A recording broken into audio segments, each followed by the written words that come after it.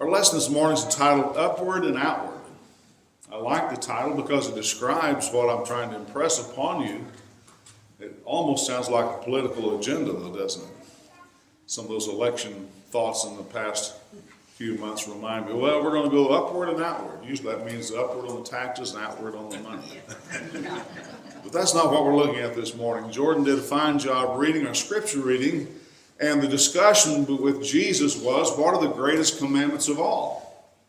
Because again, as I've said before, the Jews counted up all the different commands. I think they found 660 something in the Old Testament. So they debated which of these is the most important. And in asking that question more than once, Jesus continually said the same thing. You shall love the Lord your God with all your heart, with all your soul, with all your mind. He's quoted Deuteronomy chapter 6 when he does that. So he said, number one, you've got to love God first. And not only is that the greatest commandment, it is important because if you don't do the first one, you can't do the second. Amen. So that's the upward part of it. The first and great commandment. And we'll explain in our lesson why that's true. Why is it that I have to love God first? Why can't I love man first and God second? Well, it takes it out of order. But number two is, the second Jesus said is like it. You shall love your neighbor as yourself. And he said, on these two commandments hang all the law and the prophets. Well, there's the outward or the horizontal part of our service to God. And so depending on your personality, we have people that science or psychology calls extroverts. And there are those who we call introverts. And they're two different kinds of people, which it's interesting to look at. If we inordinately focus on God, then we ignore our duty to one another. Right? We can so much love God or concentrate on God or read the Bible that we forget about our responsibility to each other. And of course, that would be wrong. On the other hand, if you inordinately focus on man, then you ignore your duty toward God. What's that got to do with the introvert and the extrovert? Well, the introvert is more likely to commit this crime of focusing so much on God, looking so much upward that he forgets his responsibility to his fellow man. And so if you think about it, when one of the disciples or one of the people came to Jesus and asked this question, what's the greatest? And he said, love your neighbors yourself is number two. And he said, well, who's my neighbor? You remember how he answered that? The parable of the Good Samaritan. That's how you take care of your neighbor. Help those you have the opportunity to help is really what he's saying. So if we do that, we fail in taking care of each other. On the other hand, an extrovert is one who will inordinately focus on man, and in order to keep people happy, will sacrifice God's will and God's word. And they said, well, we can't offend these people. We've got to keep everybody happy. We've got to do what's right. Well, my question is, which of these was Jesus? Was he an introvert or an extrovert? Somebody gave the right answer. He was both.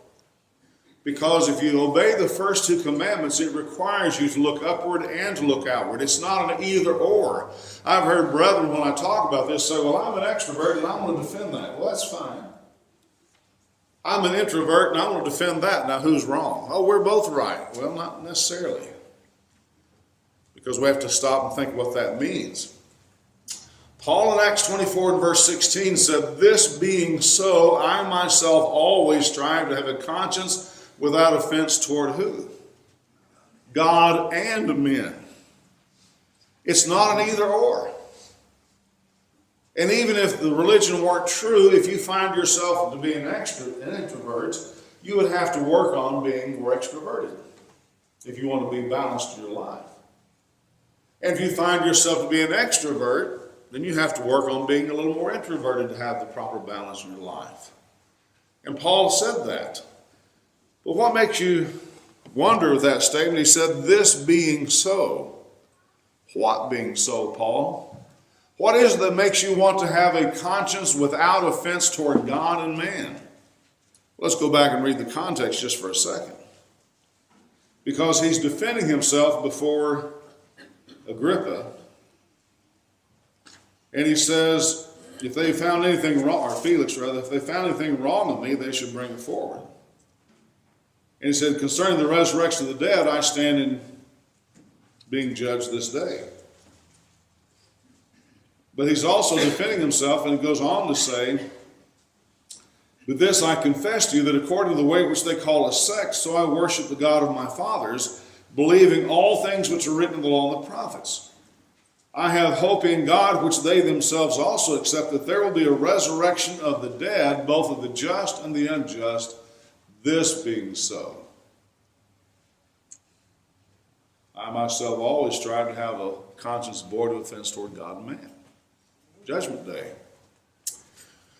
Well, again, let's go back now. God comes first, because sometimes people want to get that reversed. We want to put man first and put God second, and that's not the order. The reason why God comes first is by virtue of the fact that he's our creator. And therefore, we're subject to God, and we need to obey God, and that's the very reason why people in our society today are trying to throw off this concept, because they don't want to submit to God. Submission is a dirty word in our society today. And if you admit there's a creator, then you see the responsibility of being obedient to the creator as the created. Paul even said that in Romans 9 and verse 20. He said, but, O man, who are you to reply against God? Shall the thing formed say to him who made it, why have you made me like this? And so we see the responsibility toward God because we're the created. But God comes first also by virtue of the fact that we love him as Christians because he first loved us, 1 John 4:19. And if we love him, then we will keep his commandments. Loving God in the Bible means you obey his commandments. John 14:15. If you love me, keep my commandments. The epistle of 1 John is full of this statement repeated over and over again about how you love God and how you love your fellow man. We'll look at that in a moment. So keep in mind that loving God is not a substitute for obeying God. People today do that religiously. Oh, I love God and he loves me, and so grace covers everything, so I don't have to do anything except what I feel like doing. But that's not in the Bible. Jesus said in John 12:48, now listen to the words carefully, he who rejects me and receives not my word. You see how they go together? If you reject Jesus, you reject his word. If you reject his word, you reject Jesus. Those two go together. So you can't say, oh, I love God, but I don't think I have to obey him. I don't want to be a legalist. You're not being a legalist. You're loving God by obeying him. Parents say that to their kids all the time. If you love me, you clean your room up. Mom, I love you, but not enough to clean your room up. You see how that doesn't work? So keep that in mind. And number 3, God comes first by virtue of the fact that he commands that we love others as he loved us. Jesus said that in John chapter 15 and verse 12. This is my commandment for you, that you love one another as I have loved you. How did Jesus love us? By putting us before himself. By sacrificing for our good benefit. In order to make our lives better, to resolve our problem with sin. And so Jesus says, that's your job as my disciples, to love me, or to love one another as I have loved you. So there's the reasons why. You probably knew those already, but it kind of emphasizes the importance of it. You say, why does that come first? Well, it comes first because it is possible to love man without loving God. For example, the humanitarian work that people do all the time. Peace Corps, Red Cross, Habitat for Humanity. I know a lot of rich athletes like Tiger Woods have these foundations set up where they do good, benevolent good for other people. They give millions of their own dollars into those different programs. Those are all great works, humanitarian works, and there's nothing wrong with that. It's great. It's wonderful. And they do it because they feel like they need to give back for all the things they've received in their wonderful lives. Albert Schweitzer did that. Mother Teresa, others like that. But that service doesn't mean that they love God. It doesn't even mean they serve God. It doesn't even mean they believe in God. So they're loving man without loving God, right? And so we have to realize that if you put man first, you could leave God out completely. And I think that's what some try to do. And in the back of their minds, they're thinking, well, I'm a good person because look at all the good I do. Therefore, I should go to heaven if there is a heaven. And I'll talk to God if there is a God about that when that comes. And that's prevalent in our society. But we need to keep in mind also, it is impossible to love God without loving man. 1 John 4:20, if someone says, I love God, and hates his brother, he is a liar. That's kind of strong language, isn't it? For he who does not love his brother whom he has seen, how can he love God whom he has not seen? So you see, God must come first. Because that defines love and defines how we are to love our neighbor as ourselves. Again, Luke 10, the story of the Good Samaritan is how we love our neighbor. And in 1 John, over and over again, he repeats this statement about you must love God and you must love your brother. If you don't love your brother, then you don't love God. They go together. You can't separate the two. And that's what Jesus tried to say. He didn't say the first command, love God with all your heart, and the second is just a suggestion. They're both commands because that's what God expects of us. He made us, therefore he has the right to request that. But look at 1 John 3 for a moment. Just give you a few examples of how this just permeates this book. In verse 10, at 1 John 3, it says, in this the children of God and the children of the devil are manifest. Whoever does not practice righteousness is not of God, nor is he who does not love his brother. Now that statement is profound because a lot of people want to pretend to love God and live a wicked life. And sometimes they devise a religion to defend that position. And so John is dealing with that very issue in his day, and he says, we've got those who profess that they're great Christians, they have tremendous knowledge, and that they understand things the average person doesn't, but they despise and hate their fellow brothers in Christ. So he says, number one, if you don't practice righteousness, I don't care how much you say. And if you don't love your brother, then you're not a Christian either. It's very important. Verse 11, for this is the message that you heard from the beginning, that we should love one another. What beginning? The beginning of the gospel. That's what Jesus said when he was on the earth. This is my commandment, that you love one another as I've loved you. You are my friends if you do whatever I command you. Verse 12, he said, not as Cain, who was of the wicked one and murdered his brother. Why did he murder him? Because his works were evil and his brother's righteous. And ladies and gentlemen, let me say you this about that. That's why the world hates us. They say, oh, you're judging us. No, we're just living righteous lives, and that righteous life, by virtue of its action, judges people. We can't help that. That's what Cain saw. Did Abel come up and say, nanny, nanny, boo-boo, my sacrifice is accepted by God, and yours wasn't? No. Cain just knew that God accepted Abel's and not his, and that made him hate his brother. Well, that means he has an evil heart. He did worship God, he just didn't do it the right way. Verse 14, we know that we have passed from death to life because we love the brethren. What do you mean pass from death to life? From spiritual death to spiritual life because we love the brethren. He who does not love his brother abides in death. John just keeps saying it over and over and over again. You know why? Because it needed to be repeated. Again, in this, the children of God, well, let's go on. By virtue of the fact that God commands we love others as he loved us. Now here's an interesting tie. Look at Colossians 3 with me. Looking upward first keeps us anchored on things below. Because our society and our lives and our minds change from time to time. Generation after generation, they define what is right and what is wrong. From every 20 or 30 years, it changes, it's altered, it's different, and you'll see that as you live that life. And so to have a secure rock or foundation of what it means to love your neighbor, you plant your anchor in number one, loving God, and that helps you understand how you love your neighbor. So looking upward keeps us anchored in things below. Colossians 3. If then you were raised with Christ, seek those things which are where? Above. Why? Where Christ is. You're a Christian, right? If you're a Christian, you're looking sideways. How come you call yourself a Christian? Well, I don't offend my brother. I don't either, but that's not the number one responsibility.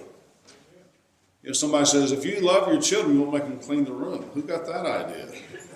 Children, because they don't clean the room.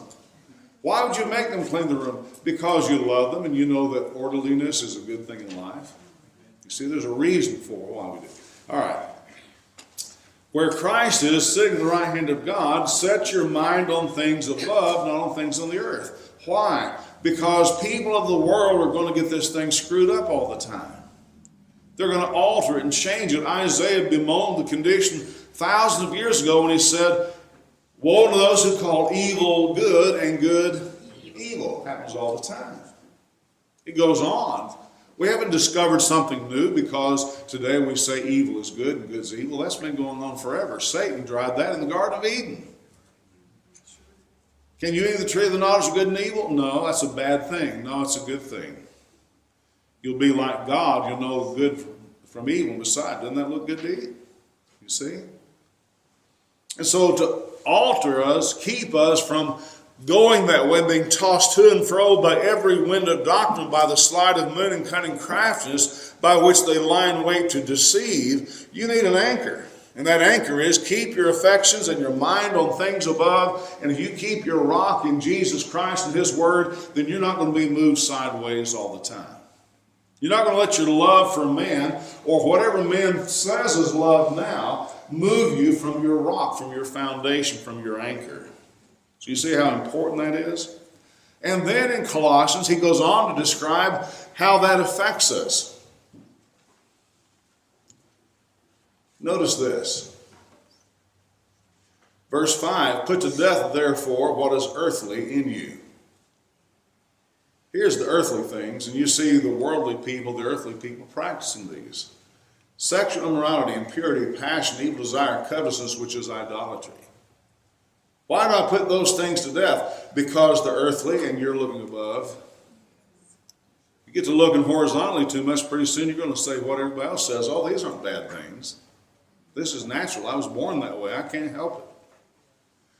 Verse 8, but now you must put them all away, anger, wrath, malice, slander, and obscene talk from your mouth. Why do I put those away? Because you set your affection on things above, not on things on the earth.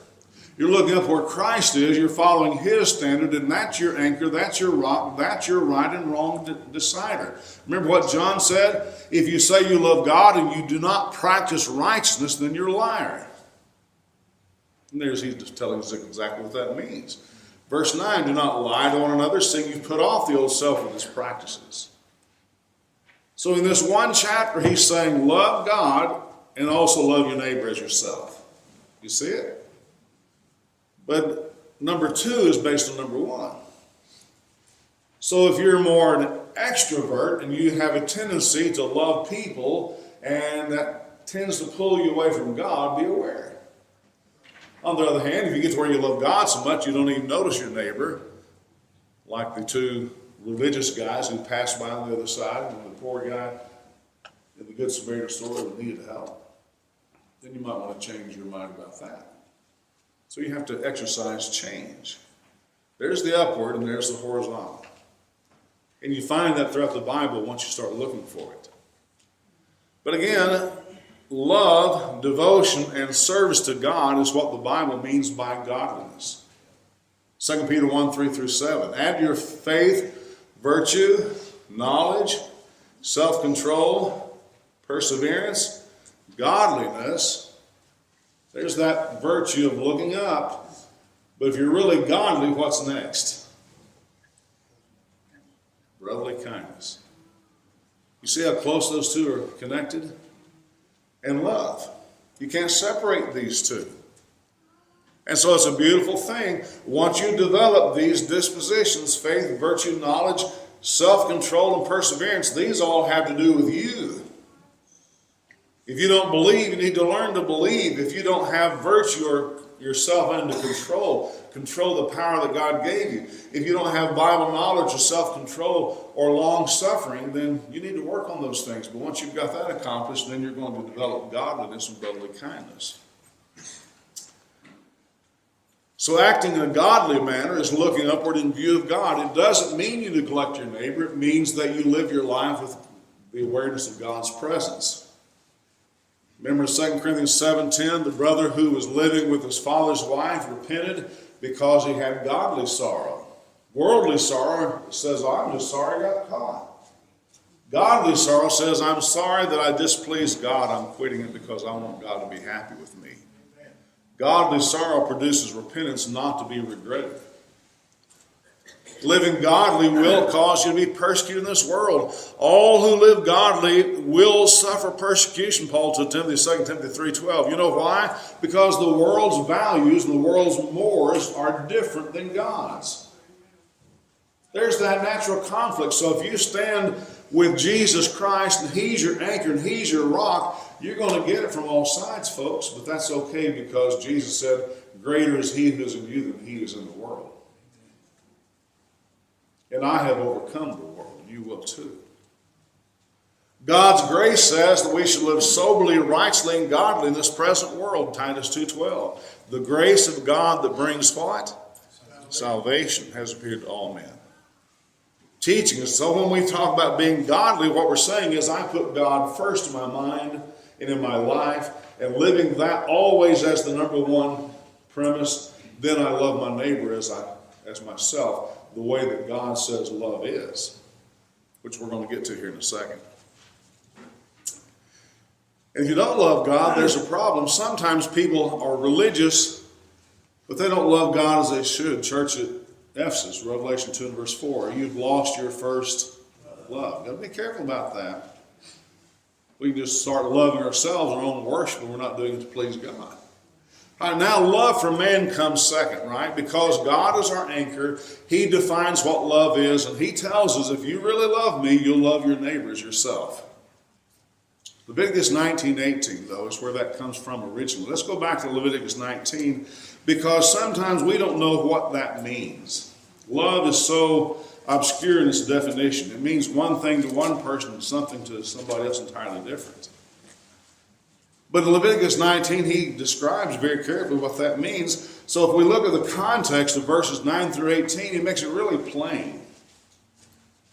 When you reap the harvest of your land, don't wholly reap the corners of your field, nor gather the gleanings of your harvest. You shall not glean your vineyard, nor shall you gather every grape in your vineyard. You shall leave that for the poor and the stranger. I'm the Lord your God. You see, in a farming community, if you harvest everything, there's nothing left over. But the way God designed it was, if you love me, you'll be a productive farmer. But when you harvest, you'll leave the corners of your field for the poor and the widows. That's their job to come out and harvest that. That's theirs. That's loving your neighbor as yourself.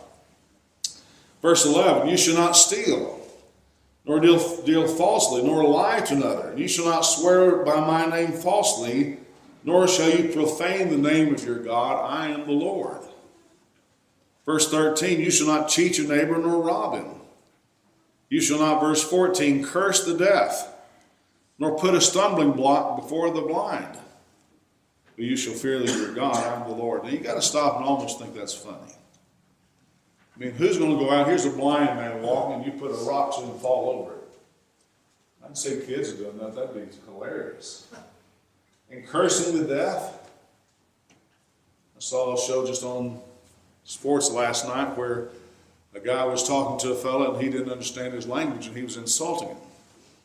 And he didn't know he was being insulted because he didn't understand the language. Kind of interesting. And then they videotaped it and showed it to the guy again and said, did you know he was saying this to you? And he just ignored the whole thing. But God said, you should not be cursing the deaf and you should not put a stumbling block in front of the blind. That's not funny. Verse 15, you shall do no injustice in judgment. You shall not be partial to the poor, nor honor the purse of the mighty.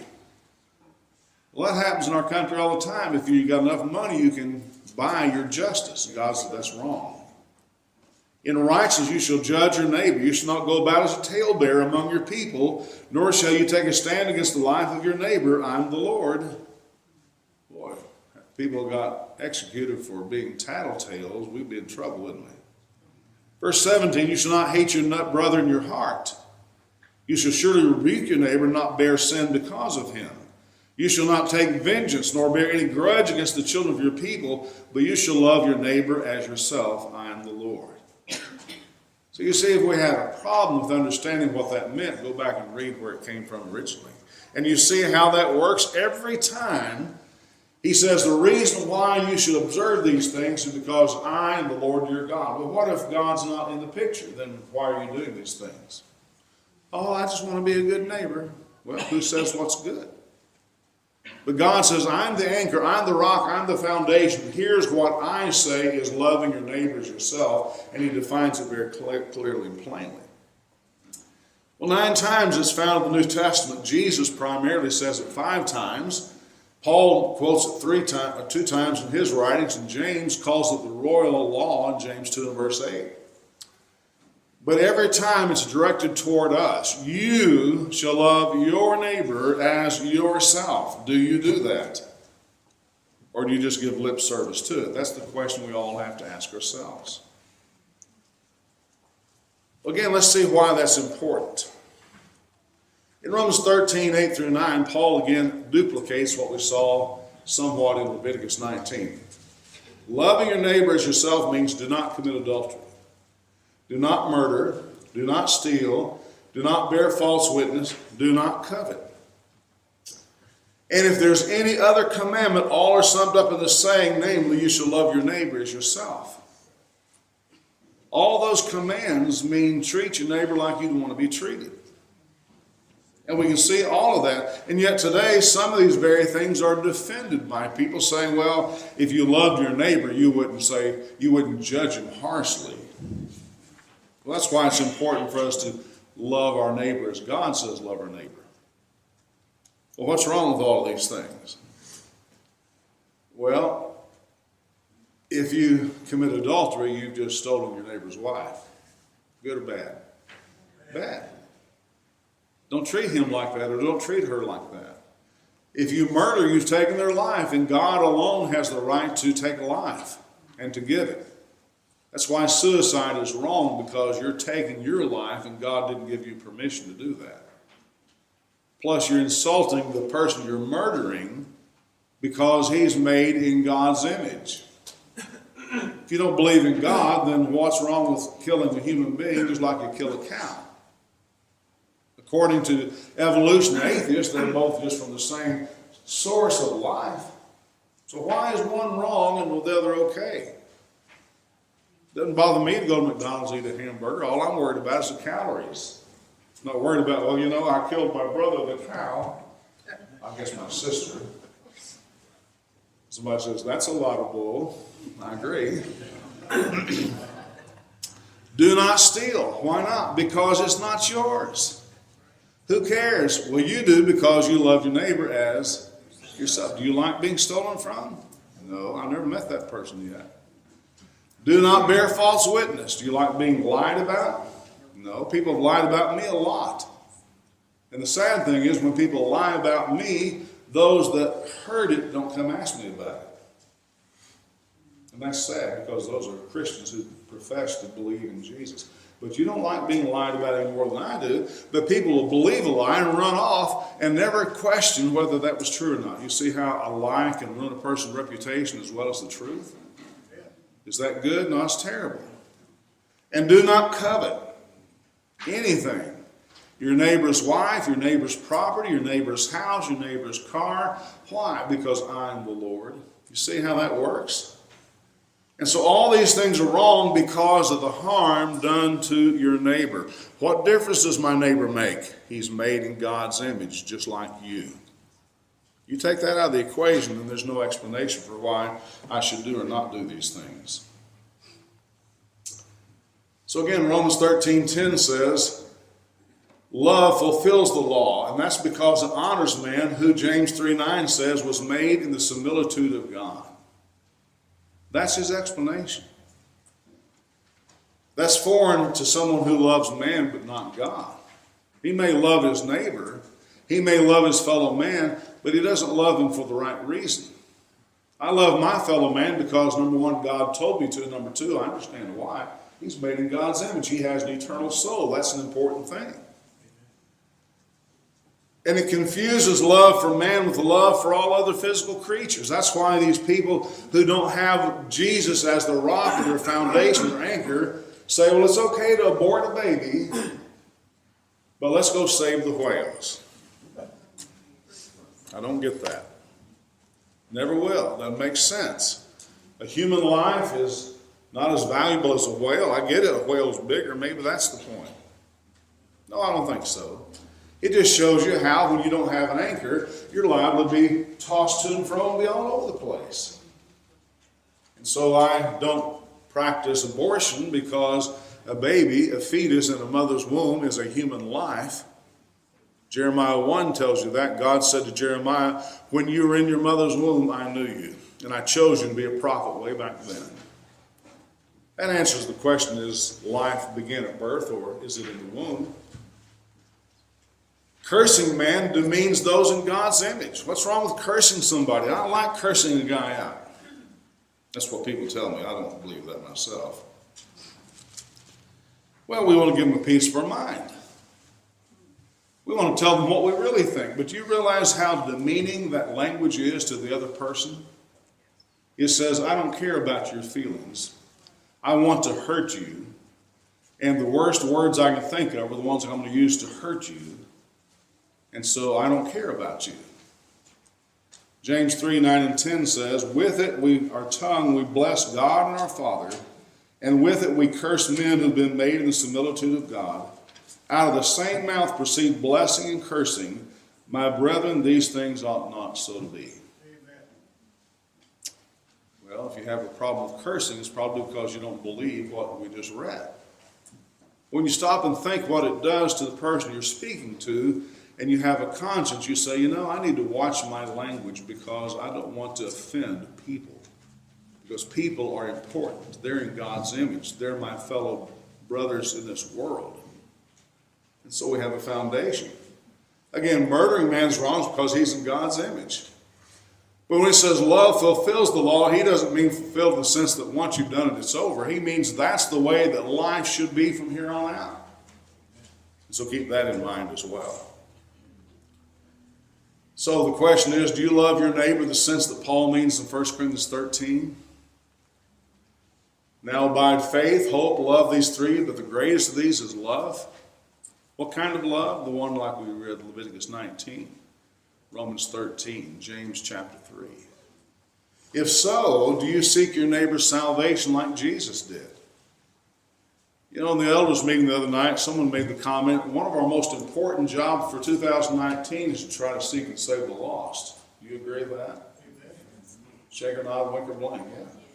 So we need a personal evangelism program. Yes, we do. You know how you do that? You go out and talk to people you know.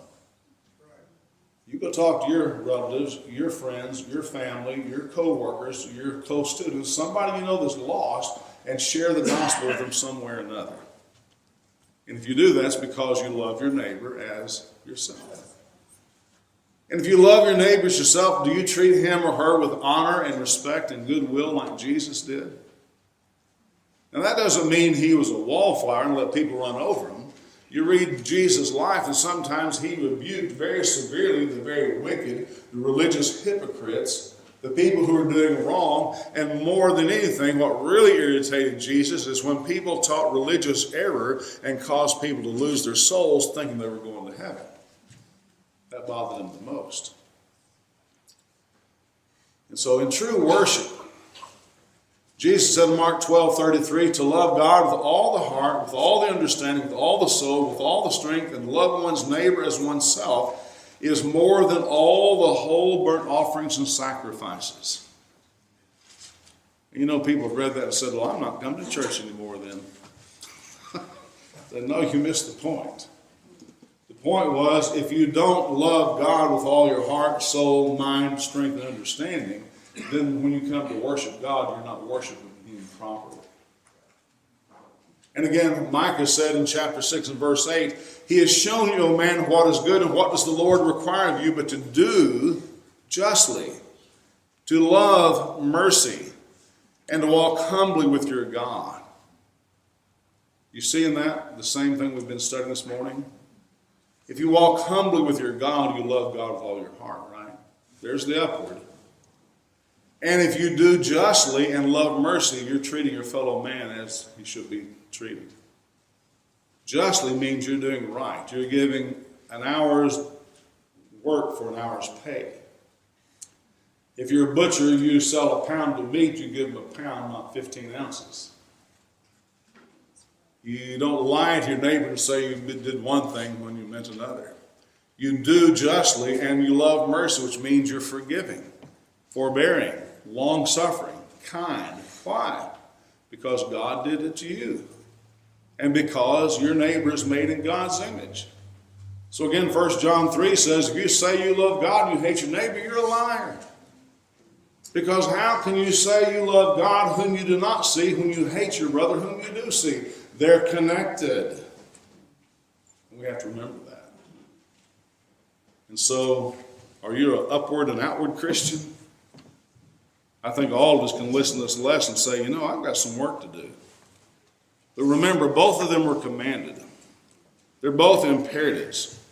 Love upward because God demands it, but more importantly, maybe our soul needs it. We need God. We need to love God. We need to think about God. We need to worship God. We need to serve God. Mankind's always better when he does that. And number two, we need to love outward because if anything is needed in our country today, it's more love, don't you think? Love for a fellow man. And again, God demands that. And when our soul practices it, then our neighbors will benefit from it. Love does no harm to a neighbor. Love seeks his good. So will you begin to love God upwardly and your fellow man outwardly by first making your life right with God in obedience to the gospel while we stand and sing?